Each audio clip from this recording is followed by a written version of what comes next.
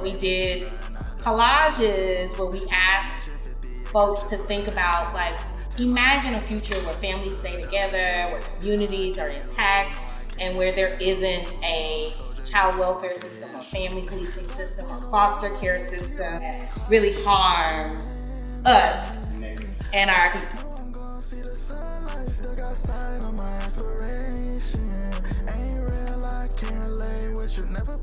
Montrose is historically the part of Houston where the gay community thrive. But there's been a lot of gentrification in this neighborhood. It's not really affordable anymore. And there are a lot of people experiencing homelessness on the street. And we had noticed that a lot of those were young people. Well, I went through that as a kid, like dead serious, having to stay at Star of Hope.